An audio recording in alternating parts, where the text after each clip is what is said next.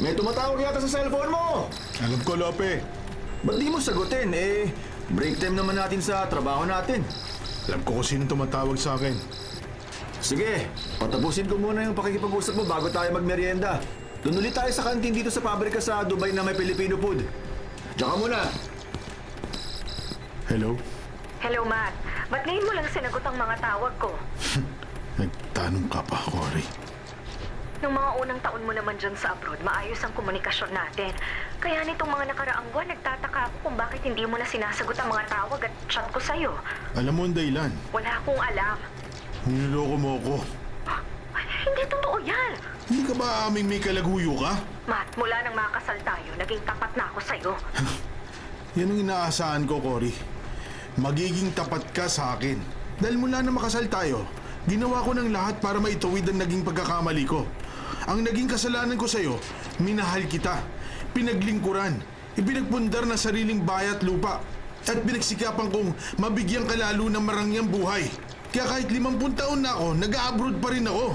Ba't kailangan ungkatin mo pang naging kasalanan mo sa akin? Matagal na yon, nakaraan na. Pinatawad na kita. At kinalimutan ko na ang naging kasalanan mo sa akin nung nilagyan mo ng pampatulog ang inumin ko. Kaya nagawa mo sa akin ang gusto mo. At kaya napilitan akong pakasal sa'yo kahit kalahati ng iyong edad ang tanda mo sa akin. At kahit may boyfriend na ako. Inaamin ko, nasaktan ako ng labis nang biguin mo ang paliligaw ko sa'yo. Kaya ginawa kong lahat para maagaw kita sa nobyo mo. Pero hindi dahilan yon para pagtaksilan mo ko. Para dungisan mo ang dangal at pagkalalaki ko. Mat, walang katotohanan ang ibinibintang mo sa akin. Hindi ka makapagkakaila. May mga impormasyon at ebidensyang nakarating sa akin na habang narito ako sa abroad, nakipagrelasyon ka sa ibang lalaki. Bakit ba ayaw mong maniwala sa akin? Sinira mo ang pagtitiwala ko sa iyo, Cory. Winasak mo ang lahat ng magandang pangarap ko para sa ating pamilya. Ngayon ka pa nagduda sa katapatan ko sa'yo. Ngayon ka pa nagparatang sa akin ng walang katotohanan. Ngayon pa na kung kailan natutunan na kitang mahalin. Lokohin mo ang sarili mo! Matt, may problema ka pala. Napakalaki ng problema ko sa aking asawa, pare. Baka maapekto ng trabaho mo at baka madisgrasya ka habang nagkatrabaho. Hindi ko natatapusin ang kontrata ko rito sa ibang bansa. Mapablacklist ka. Di bali na. Uuwi na ako sa Pilipinas. At sisiguruhin kong pagbabayaran ng asawa ko ang ginawa niyang panluloko sa akin. Pagbabayaran niya!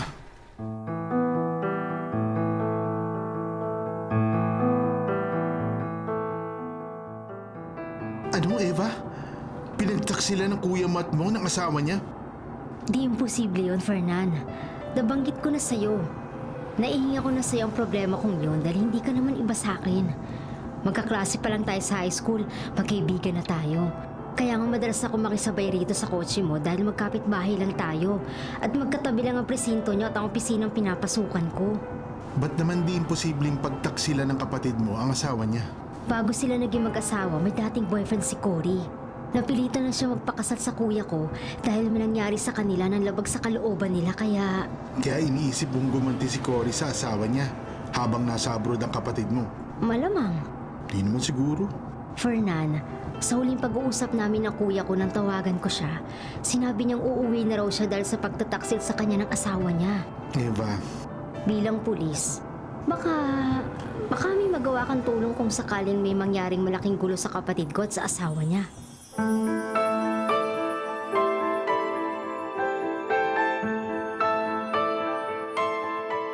Cory, huwag ka nang mamroblema. Roy, uuwi na si Matt dahil sa hinala niyang pinagtataksilan ko siya. Kaya nga hindi na ako makasama sa'yo sa itinawag mo sa aking taping ng kaibigan mong TV director na pag-e-extrahan ko. Okay lang. Pwede naman kitang i-recommenda sa ibang pagkakataon. Natatakot ako. Huwag kang matakot. Baka kung anong gawin sa akin ni Matt pag-uwi niya. Wala siyang sapat na ebidensya sabi ni Bintang niya sa'yo. Roy, Cory, pangako. Tutulungan kitang gumawa ng paraan para malutas ang problema mo sa asawa mo. Ano man ang mangyari, nasa likod mo ako kahit dati mo lang akong boyfriend at may asawa ka na.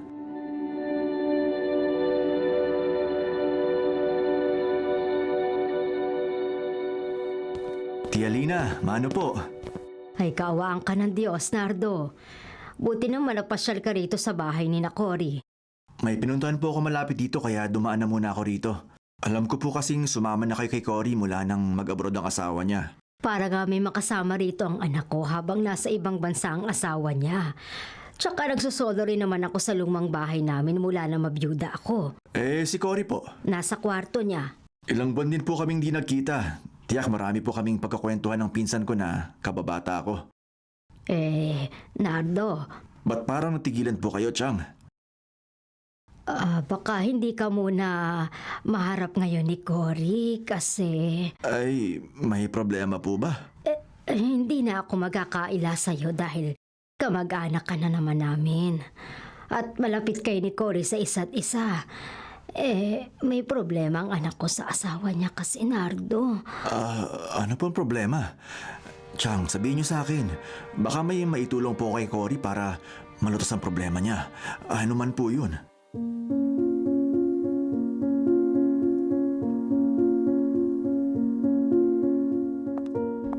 Matt, mula nang dumating ka, nagkulong ka na rito sa kwarto.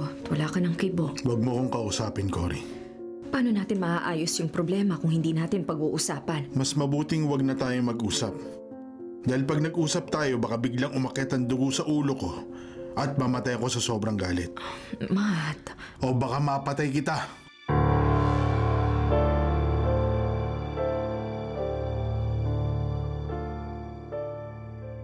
Kuya Matt, kararating mo lang, aalis ka na kaagad? May pupuntahan kasi ako, Eva. Dumaan lang ako rito sa inyo para maipaalam sa'yo na natatakot ako.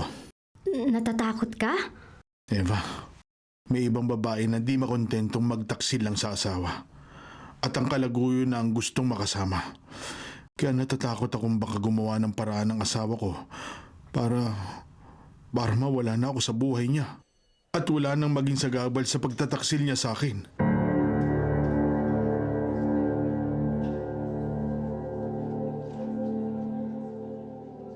Ano, Cory? Umalis dito sa bahay niyo ang asawa mo nang walang paalam? oo Nardo, isang araw lang siyang naglagi rito sa bahay. At pag alis niya, hindi ko na makontak ang cellphone niya. Naparito pa naman ako sa inyo para makamusta ko rin siya. Mahigit 1 linggo nang hindi umuwi ang asawa ko.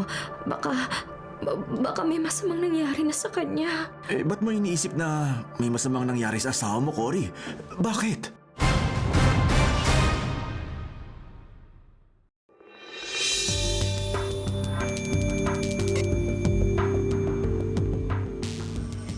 Naligaw ka, Eva. Fernan, naparito talaga ako sa presinto paglabas ko sa aming opisina para makausap ka. Ba't parang balisa ka? Nag-aalala kasi ako sa Kuya Matt ko. Kamusta na ang kapatid mo at ang asawa niya? Hindi pa naayos ang problema nila eh. Dahil pagtawag ko kay Cory kanina, nalaman kong mahigit 1 linggo nang di umuwi sa bahay nila ang asawa niya. Baka nagpalipas lang ng sama ng loob ang kapatid mo sa iba niyong kamag-anak. Kung may tatakbo ang kamag-anak ang Kuya Matt ko, ako ang unang-una niyang pupuntahan. Close kami kaya kami ang madalas magkahingahan ng problema. Pero mula na magkausap kami, matapos siyang magbalik bayan, di ko na siya matawagan. Iba ang kinababahala ko, Fernan. Eva, anong... Baka napahamak ng kapatid ko kaya siya nawawala.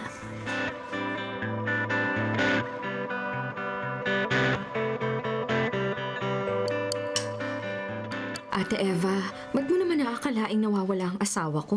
Huwag mo nga akong tawaging ate at naiinis ako sa'yo, Cory. Mas matanda ka sa akin at kapatid ka ng asawa ko. Kaya syempre nire-respeto kita. Halata mo namang di ako kompormeng ikaw ang napangasawa ng kuya ko. At nakikipagplastikan lang ako sa'yo kapag kaharap ang kapatid ko. Di dahil ilang linggo nang wala tayong balita sa kuya mo, nawawala na siya. Cory, kapatid lang ako ni Kuya Matt. Pero nagpunta ako rito sa inyo dahil nag-aalala ako. Nababahala ako na baka may masamang nangyari na sa kanya. Pero ikaw, natuloy ngang ikaw nawawala ng asawa pero di ka nag-aalala. Hindi ka nababahala. Dahil alam kong isang araw, uuwi rin si Matt. Magkakausap din kami ng maayos at malulutas din namin ang mga problema namin. Yun nga kaya ang dahilan? Ano bang hinala mo?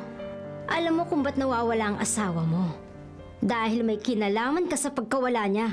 Ano, Eva? May kinalaman ka!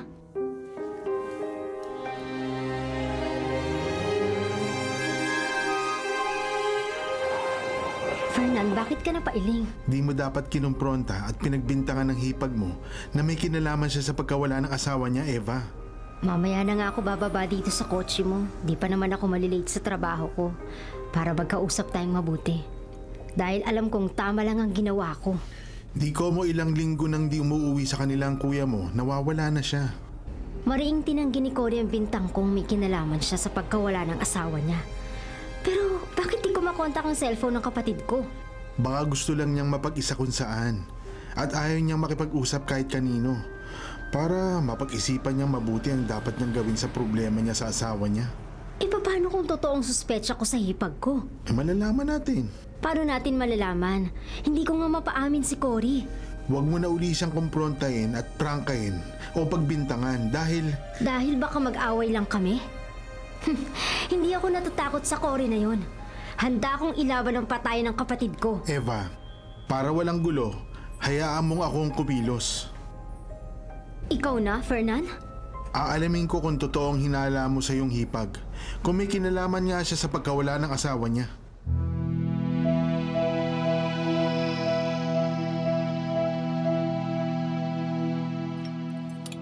Cory, galawin mo na yung pagkain mo para di masayang in-order natin dito sa restaurant. May iniisip lang ako, Roy. Yung role na gagampanan mo sa taping na pupuntahan natin? Hindi. Maikli lang naman ang papel na pag-i-extrahan ko ron. Tsaka alam ko namang kayang-kaya mong gampanan yon. Dahil sanay ka ng umakting. Ilang beses ka nang naka-extra sa taping ng mga drama program ng ilang TV director na kakilala ko. Nagpapasalamat nga ako sa iyo habang nasa abroad ang asawa ko na ire-recommenda mo ako. Nahahanapan mo ko ng pagkakalibangan ko. Hindi ako naiinip sa bahay namin. Alam ko kasing hilig mo ang pag-aarte. Dahil high school pa tayo, madalas ka nang sumali sa mga dula at drama. Ang asawa ko ang iniisip ko, Roy. Ba't iniisip mo si Matt? Mahigit 2 linggo na siyang hindi umuwi sa bahay namin. Baka may inuwian na siyang iba. Ano ba naman yung biro mo? Hindi biro. Totoo sa loob ko ang sinabi ko, Cory. Kahit kailan, hindi ko naisip na lolokohin ako ng asawa ko. Kung nagduda nga siya na niloloko mo siya, baka gumanti siya sa'yo. Roy, Hindi imposible yun, Cory. Baka sa galit sa'yo ng asawa mo nababae na siya.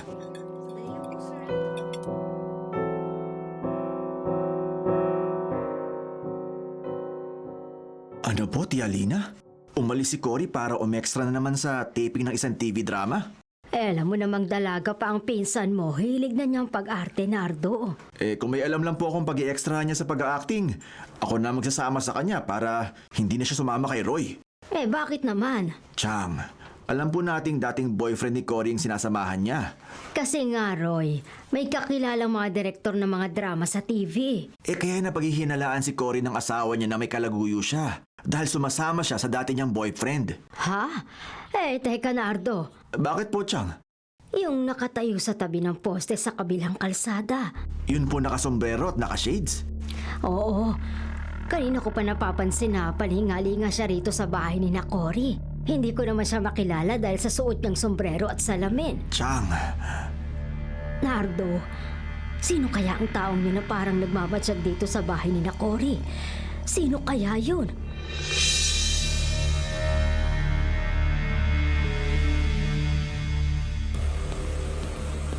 Tia Lina, hindi ko po nakausap yung nakasombrero at nakashades sa kabilang kalsada. Nakita ko nga, Nardo. Habang papalapit ako sa kanya, para kilalanin siya, sumakay siya ng tricycle. Nakaramdam siguro nakakausapin mo siya. Di ko po tuloy nalaman kung babae ba siya o lalaki at kung sino siya.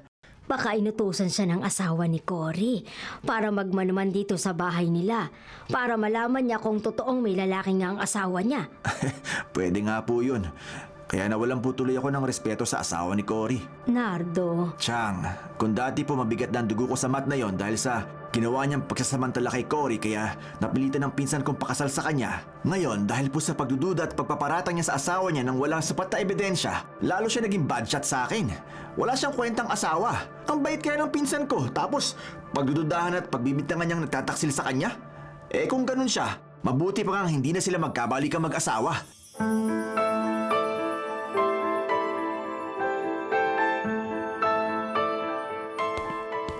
Mahusay ka palang artista, Cory. Ha? Kilala ba kita? Hindi. Pero napanood ko ang acting mo kaninang kaiksena ka ng ibang artista. Okay ang acting mo, natural. Salamat. Kanina pa kita pinapanood. Nilapitan kita dahil tapos na ang eksena mo. At lumayo sa tabi ng mga kasama mo. Kumuha lang ako ng drinks namin ng kasama ko. Ng talent scout mo? Oo. At dati mong boyfriend? Ha? Hindi ako magkakaila sa'yo, Cory. Tatapatin na kita. Nilapitan kita dahil may nakiusap sa akin para subaybayan at mag-imbestiga sa'yo. Pulis ka? Oo. Naka-sibilyan lang ako. Sino nakiusap sa'yo para sumubaybay at mag-imbestiga sa akin? Ang asawa ko? Ako ang magtatanong sa'yo. Nawawala ba ang asawa mo? Oo. Nawawala siya dahil hindi ko alam kung nasan siya. Hindi mo nga kaya alam kung nasan ang asawa mo? O alam mo ang dahilan kaya nawawala siya?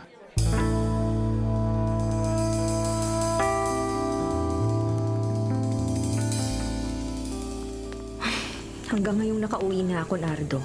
Naiirita pa rin ako pag naiisip kong pagmamanman at paghihinala sa akin ng pulis na nakausap ko sa taping kanina. Ako man lumagi sa katayuan mo, mainis rin ako, Cory. Sukat, binarangka ka ng pulis na yun na nagdududa siyang may alam ka sa pagkawala ng iyong asawa. Kung di ako nakapagtimpe, baka napagsalitaan ko siya ng masakit bago ako tumalikod sa kanya. Ba't niya ako pagdududahan? Ano naman kaya ang magiging kinalaman ko kung totoong nawawala nga ang asawa ko?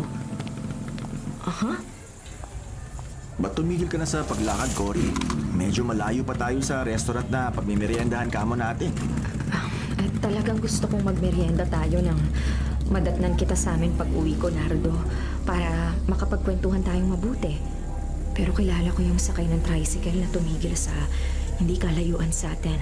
Alin? Yung babaeng nakatingin sa atin? Oo, si Eva yun. Eva? Nakababatang kapatid ng asawa ko. Ba't masama ang tingin niya sa atin? Cory, parang galit sa atin ang hipag mo.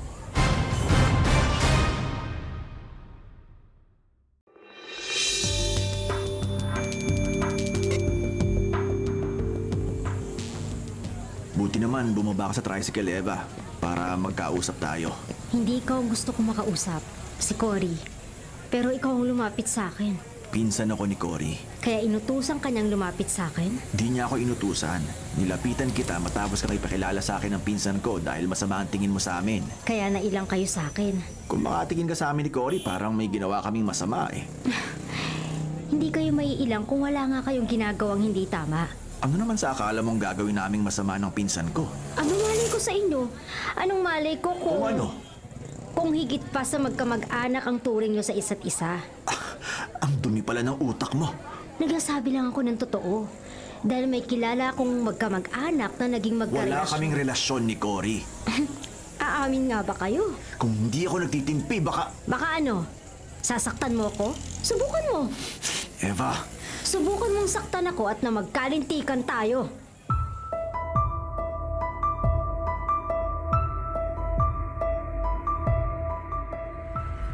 Eva, grabe ka. Ikaw ang grabe, Cory. Kahit nagkasakay lang tayo rito sa jeep at kahit may ibang pasahero dito, pagbibintangan mo ko ng masama, pinagtitinginan tuloy tayo ng ibang tao. Pinagbibintangan kita dahil ayaw mo umamin na may kasalanan ka. Kung alam ko lang na makakasakay kita, hindi ko paparahin ang jeep na to. Ba't di mo pa aminin na may kinalaman ka sa pagkawala ng asawa mo? Ba't ako magkakaroon ng kinalaman sa pagkawala ng kapatid mo? Parang naging malaya ka na sa pagtataksil sa kanya. Walang saysay na makipagtalo ako sa'yo. Mama, para! Cory, papatunayan ko rin na totoong bintang ko sa'yo.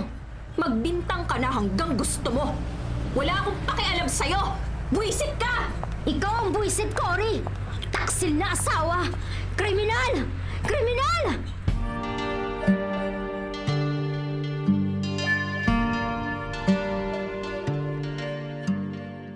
Tia Lina, saan nagpunta si Cory?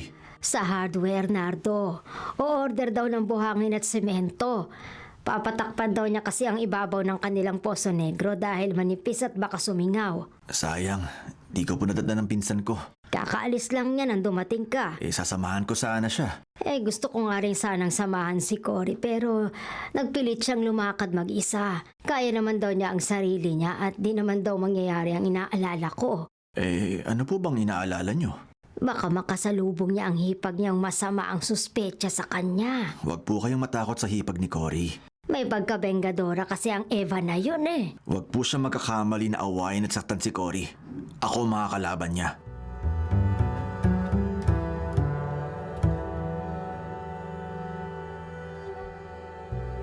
Cory! Ha? Eva? Oo, bumaba rin ako sa jeep at sumunod sa'yo. Dahil pinagsabihan mo akong buwisit. Walang hiya ka? Bitiwan mo ba ako? Anong bitiwan kita? Hanggat hindi ko maamin na may kinalaman ka sa pagkawala ng asawa mo na pinapatay mo siya, kakalbuhin kita! Kakalbuhin talaga kita! Rico! Bitiwan mo ako! Huwag mo ako sabunutan, Eva! Bitiwan mo ako! Ano ba? Umamin kang pinapatay mo ang kapatid ko kaya siya nawawala, Cory! Umamin ka na! May gaway, away, Kahit patay mo ako, wala akong aaminin sa'yo, Eva! Bitiwan mo na po ako! Tama na yan! Cory, tama na yan! Uy, awat na! Bitiwan mo ako, Ray! At nang makita ng Eva na yan ang hinahanap niya! Kung di mo ko inawat, di lang sampal ang matitikman niya sa akin! Ingungod-gud ko ang mukha niya sa kalsada! Kung di napadaan dito ang jeep na sinasakyan ko at namataan ko kayo, baka magkamatay na kayo ng hipag mo. Matapang ka na, Cory, ha? Dahil dumating ang kalaguyo Di ako mo. kalaguyo ni Cory! Isa ka pang sinungaling. Magsama kayo hanggang sa impyerno! Eva! Huwag mo kami magbintangan ng wala kang katibayan! Makakasuhan ka namin! Ipapakulong ka namin!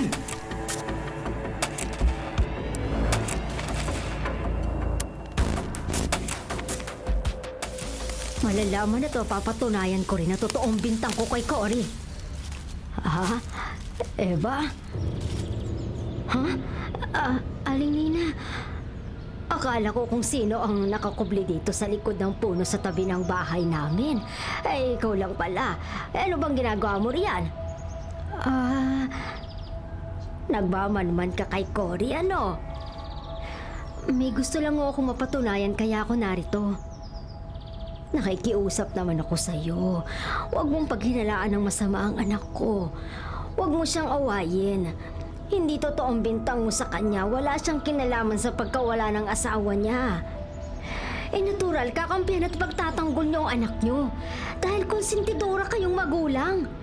Eh, hindi ako konsentidora. Nasaan ho ba si Cory? Wala siya rito, may pinuntahan. Kaya pala hindi ko siya makita pagdating ko rito kanina. Teka. Eva, saan ka pupunta? Ba't may bagong semento tong ibabaw ng Poso Negro ng bahay ni na Cory? Ay, manipis daw kasi yan, kaya ipinasemento ni Cory. Ang sabihin nyo, pinasemento to ng anak nyo dahil may gusto siyang itago sa loob ng Poso Negro. May ipinalibing siya rito. Ano naman ang itatago ng anak ko sa Poso Negro? Eh ano pa? Eh di ang bangkay ng asawa niyang ipinapatay niya.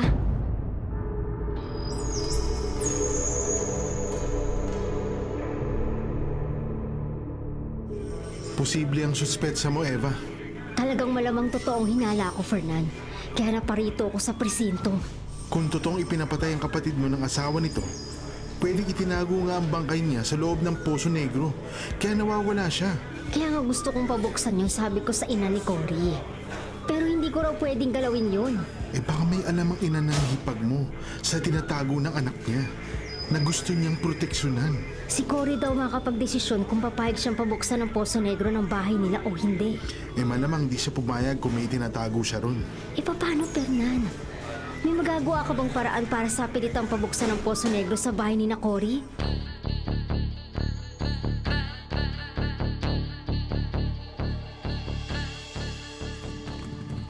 May pasahero yung tricycle na kinawayan mo, Eva. Kaya di ka pinarahan. Ha? Ikaw? Oo, ako nga. Ang pinsan ni Cory. Tama lang na wala ka pa nasasakyan ng lapitan kita. Ba't lumapit ako sa'yo? Nalaman ko na sinaktan mo si Cory. Wala akong pakialam ano man ang ginagawa ko sa May kanya. pakialam ako dahil pinsan ko siya. Kaya huwag mong uuliting saktan si Cory kung ayaw mo ako makalaban mo. Lalo mo lang pinatutunayan ang hinala ko laban sa inyong dalawa. Eh kung sabihin ko sa yung totoong hinala mo sa aming magpinsan. Eh di inamin mo rin totoong may relasyon kayo ni Cory. Oo, totoo. Tama ang hinala mo. Higit pa sa magkamag-anak ang turingan namin ng pinsan ko. Shota ako si Cory. Nardo? Ngayong nalaman mo totoo, anong pakialam mo? May magagawa ka ba kung karelasyon ko man ang sarili kong kamag-anak? Wala, Eva. Wala kang pakialam. At wala kang magagawa kahit kalaguyo ako ni Cory.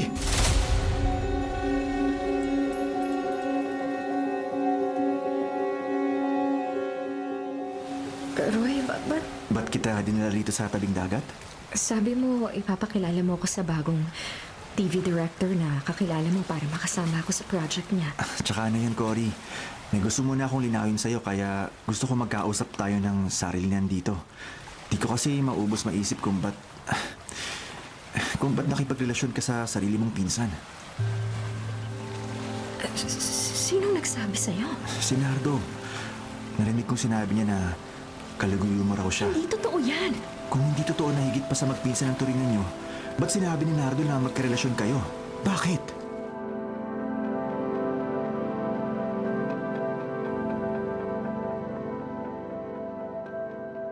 Cory, sabi ko lang yun. Anong sabi mo lang, Nardo? Magtapat ka nga sa akin. Pinuntahan kita rito sa inyo para malaman ko kung totoong ipinaalam sa akin ni Roy. Narinig daw niyang sinabi mong kalaguyo kita. Ipinaalam ko lang kay Eva na higit pa sa magpinsan ng turingan natin na magkarelasyon tayo para matigil na siya sa pagbibintang at pang-aaway sa'yo. Di ko naman akalaing malalaman ni Roy yun. Hindi tama ang ginawa mo. Hindi mo dapat sabihin kahit kanino na magkarelasyon tayo, na kalaguyo kita dahil hindi yun totoo. Eh, Cory, pasensya na. Nasabi ko lang yun dahil ayokong awayin ka at saktan ng kahit na sino eh. Gugustuhin ko nang ako ang awayin at saktan ng iba kayasang babaeng mahal ko. Mahal mo ko? Matagal na, Cory. Magpinsang buo tayo. Magkapatid ang inay ko at ang inay mo. Magkamag-anak nga tayo. Kaya kinimkim ko ang naging damdamin ko sa'yo nung dalaga ka pa. Dahil alam kong mali na patuloy kitang mahalin. Pero habang nagtatagal, lalo kang napapamahal sa akin. At lalo ako nahihirapan sa pagpigil sa nararamdaman ko para sa'yo. Nardo, Kasalanan ko bang mahal kita, Cory? Kasalanan ko ba?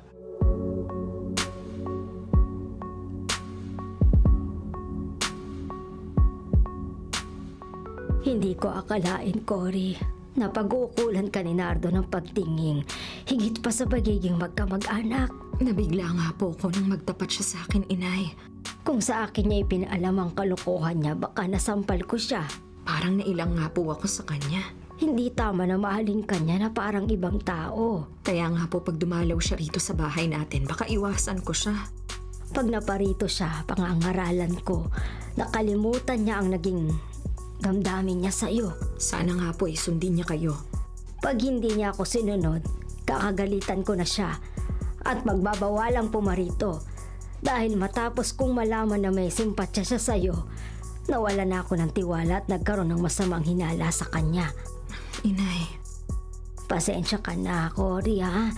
Di kaya si Nardo ang may kagagawa ng pagkawala ng asawa mo?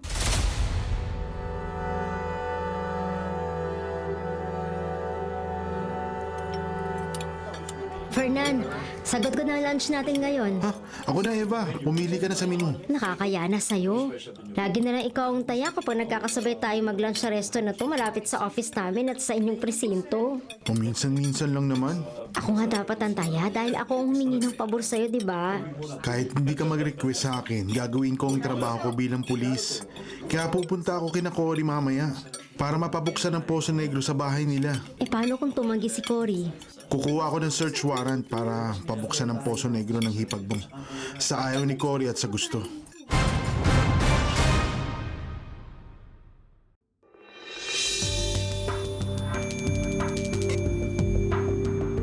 Cory, hindi ka dapat pumayag sa gusto ng pulis na kakilala ng hipag mo.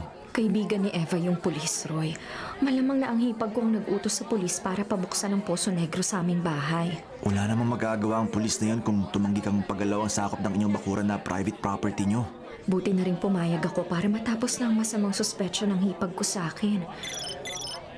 Baka ang kaibigan ng direktor ang tumatawag sa cellphone mo at baka eksena ko na ang susunod na isushoot.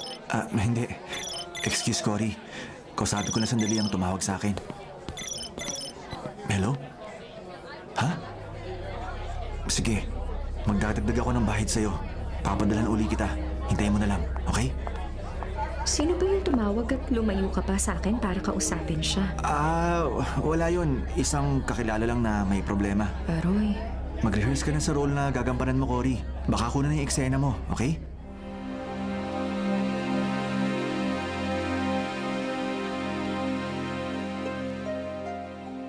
Hello, Fernan? Eva, Kumusta? nakarating na kami ng mga kasama ko dito sa bahay ng hipag mo. Si Cory. Pagdating namin dito, wala siya. May pinuntahan daw taping na pag-i-extra niya, sabi ng nanay niya. Paano? Walang problema. Dahil usapan naman namin ng hipag mo na kahit wala siya dito, pabubuksan ko ang kanilang Poso Negro. Ako, gawin niyo nang dapat niyong gawin. Nagawa na namin. Napabuksan mo nang dapat buksan sa bakuran ni na Cory? Oo, at napahalugog ko na ang ilalim. O ano, tama ba ang hinala ko, Fernan? Nasa loob ng Poso Negro ang bangkay ng kapatid ko?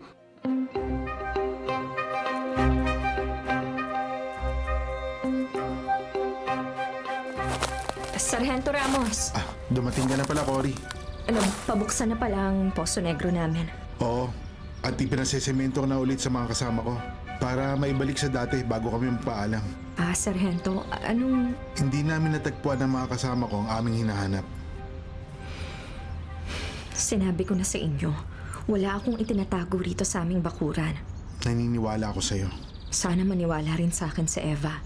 Cory, Alam ko, Sargento, ang hipag kong nag-utos sa iyo na sa bakuran namin hanapin ang nawawala kong asawa. Ngayong mapatunayan yung wala rito ang bangkay ng asawa ko, sana matahimik na si Eva at patahimikin na rin niya ako.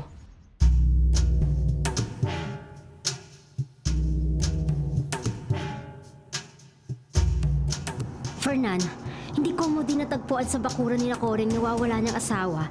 Mawawala ng masamang suspecha ko sa kanya. mukhang wala kang kinalaman ng hipag mo sa nawawala niyang asawa, Eva. Malamang may kinalaman siya. Sila ng kalaguyo niya. Dalawa ang pinaghihinalaang mong kalaguyo ni Cory. Si Roy, na dating boyfriend ng hipag mo, at si Nardo na pinsan niya. Malamang isa sa kanilang pumatay sa kapatid ko. At tinago ang bangkay. Inilibing sa kung saan o tinapon sa dagat. Parehong itinanggi nila Roy at Nardo na may kinalaman sila sa pagkawala ng asawa ni Cory. Walang unang-unang maghahangad pumatay sa kapatid ko kundi ang asawa niya. Malalaman din natin ang totoo. Ay, sana nga, Fernan. Sa susunod kong pagsabay dito sa sasakyan mo, malaman ko na ang kinahihinat na ng kapatid ko. At maparusahan ang may kagagawan sa pagkawala at pagkamatay niya.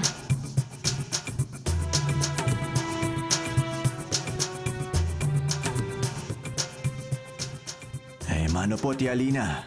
Kung si Cory ang sadya mo, Nardo, Narito po bang anak nyo? ay kahit narito si Cory, di ko siya ipapakuusap sa'yo. Chang, naparito po ako dahil di sumasagot si Cory sa mga tawag at chat ko sa kanya. Dahil ipinagbiling ko sa kanya na wag na makipag-usap sa'yo kahit kailan. Chalina, Traidor ka, Nardo. Ahas! Nagtiwala ako sa'yo kaya basta ikaw ang kasama ni Cory panatag ang loob ko. Dahil inakala ko na magiging ligtas ang anak ko pagkasama ka. Pero hindi ka pa naman pagkakatiwalaan. Bantay sa lakay ka. Sarili mong pinsan pagnanasahan mo. Chang, mahal ko po si Cory. Huwag mong igiit ang kahangalan mo. Malinis po ang hangarin ko sa anak nyo. Wala po akong masamang layunin sa pagparito. Gusto ko lang pong huwag sumama ang loob ni Cory sa akin. Kung gusto mong mawala ang sama ng loob ko sa'yo, Nardo, magsabi ka ng totoo. Anong totoo, Cory? Anong ginawa mo sa asawa ko? At bakit nawawala siya?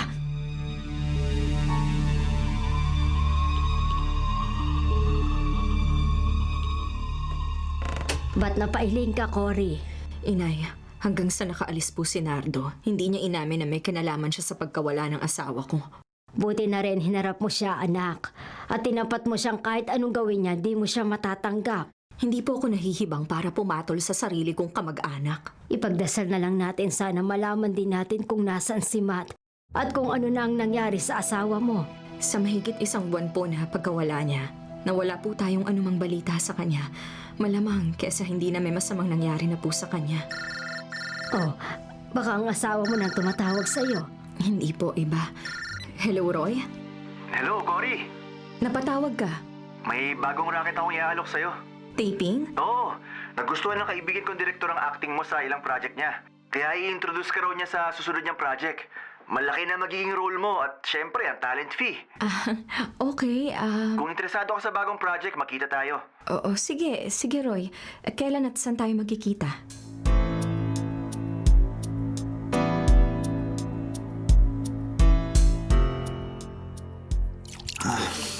Cory, uminom ka rin. Alam mo, hindi ako umiinom ng alak, Roy. Masanay ka na. Mahilig uminom ang direktor na magbibigay ng break sa'yo. Nakakahiyang tanggihan mo siya pag inalok niyang makipag-inuman ka sa kanya. Nagtataka lang ako, ba't dito sa cottage ng isang resort tayo tumuloy? Dito nga gusto ng kaibigan kong direktor na makausap ka para magpirmahan kayo ng kontrata. Kaya habang naghihintay tayo sa kanya, mag-inuman muna tayo. Masarap naman tong pulutan na in-order ko eh. Kaya lang, ibang pulutan ang gusto ko eh. Roy, ang kamay mo. Para namang ibang tao ko sa'yo. Naging tayo naman nun, di ba? Noon pa man, hindi ako pumayag sa gusto mo. Dahil gusto kong iharap mo ko sa altar ng malinis. Kung di ako pumayag sa gusto mo nun, lalo ngayon na may asawa na ako. Pinagbigyan ko ang pagpapakipat mo ng tayo pa. Hindi ko pinilit sa yung sarili ko. Ano nangyari? Ano na pala ako? Naunahan ako ng iba sa'yo. Kaya gumanti ako sa inyo ng asawa mo. Gumanti ka? Oo! Ako ang gumawa ng paraan para magkasira kayo ng asawa mo. Umupa ako ng tao, gumastos, para makarating sa asawa mong nasa abroad ang mga litrato natin habang magkasama tayo.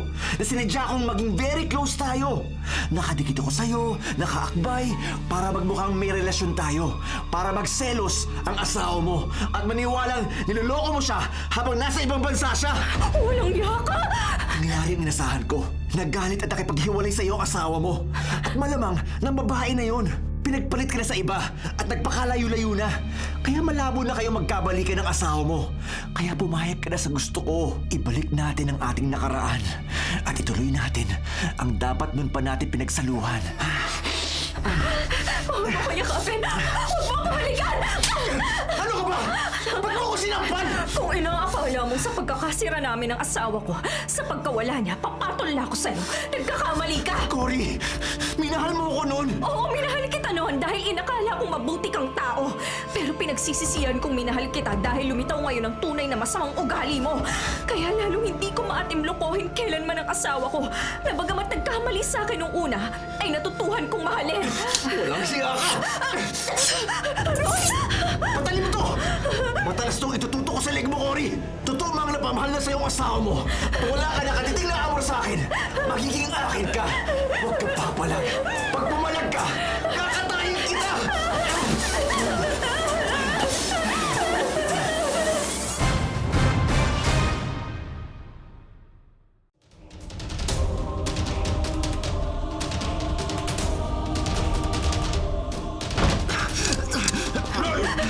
Hindi mo si Cory! Harap ka! Ligtas ka na, Cory. Napatay mo si Roy. Nawalan lang siya ng malay nang paluin ko ng baril sa ulo. Ang sandatan talagang inihanda ko pag napatunayan ko niloloko mo ko habang palihim akong nagmamatsyag sa'yo. Nagmamatsyag ka sa akin? Matagal na, Cory. Mula pa nung unang araw na hindi ako nagpakita sa inyo, palihim na kitang minantyagan. Pero sa halip na mahuli kita sa aktong nagtataksil sa akin, sa halip na maging kriminal ako, nalaman ko na napakalaking pagkakamali palang naniwala ako sa paninira sa iyo. Wala ka palang pagkakasala sa akin. At mahal mo pala ako. Kahit nagkamali ako sa iyo nung una, at kahit malaki ang agwat ng edad natin. Cory, Mahal kita, mahal. Dahil sa mga kabutihan at mga pagmamahal mo sa akin, natutuhan kitang mahalin. Kaya tutuparin ko ang sinumpaan ko sa harap ng altar na magiging tapat ako sa iyo sa hirap at ginhawa sa habang buhay. mahal rin kita, Cory, noon pa. Lalo ka na pamahal sa akin ngayon. Pananagutan ni Roy ang malaking kasalanan niya sa atin. Oo, mananagot siya sa batas. Huwag ka nang lalayo sa akin, mahal. Hindi na. Hindi na tayo magkakalayo pa. Hindi na, Cory. Kailanman hindi na ako mawawala sa'yo. Dahil ano man ang mangyari, hindi na ako mawawala sa buhay mo.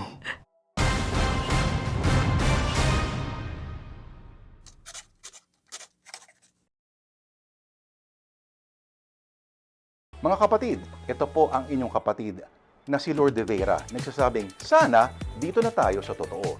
Dito na tayo sa True FM. At sana po'y mag-subscribe kayo at mag-follow sa mga social media accounts po ng @TrueNetworkPH. Sa Facebook, Instagram, sa X, sa YouTube, sa TikTok, at sa mga podcasts. Sana po, dito na tayo sa totoo, mga katrupa.